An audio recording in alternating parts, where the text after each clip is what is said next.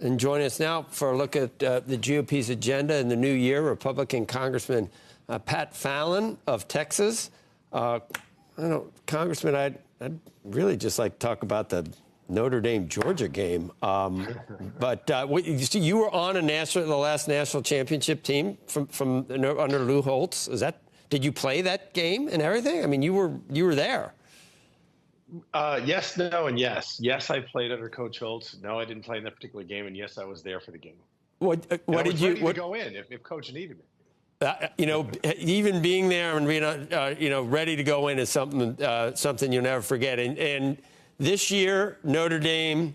I'm just going to get. True or false? Notre Dame is not overrated this year.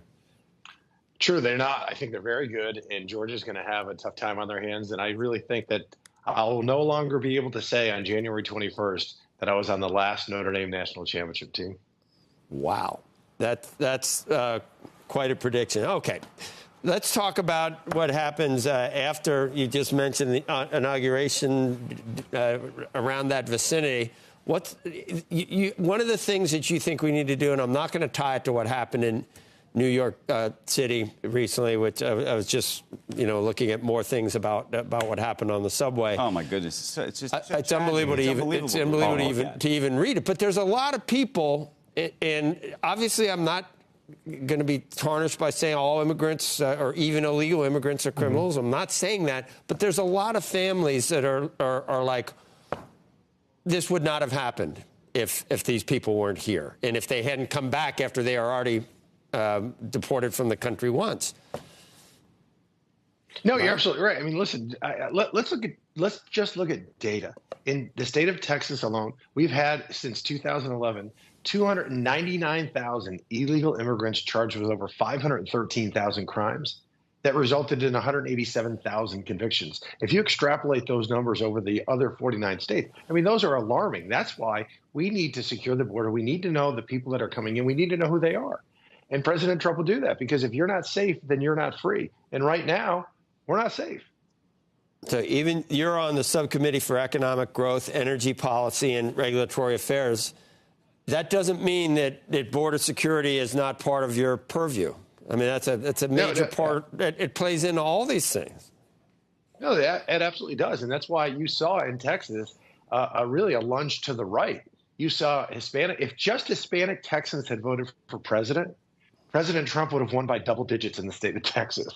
Because the folks that are living along the border are on the front lines of this, and they're sick of the crime, the corruption, the chaos, and the cartels. And they want the adults in the room that'll take border security seriously. And the Republican Party are clearly the ones that will do that. And President Trump will begin to secure the border on day one when he gets in office. Okay, so he secures it, but who gets rounded up and deported? How is that going to? I mean, you know how things are covered in the country now. That every single person that gets deported, we're probably going to see on 60 Minutes or on some news magazine show. It's going to be very difficult to follow through on that. Well, what I would recommend is there are 650,000 criminals that are illegally here in the United States right now. So start with them. That's going to, start with them. And you know what? They'll keep you awfully busy, because those are the folks that are harming people. And if the left wants to protect them, go ahead. Listen, 5 million Americans voted for 5 million more Americans voted for Republican candidates as opposed to Democratic candidates. So that's a clear mandate. That's not a small number.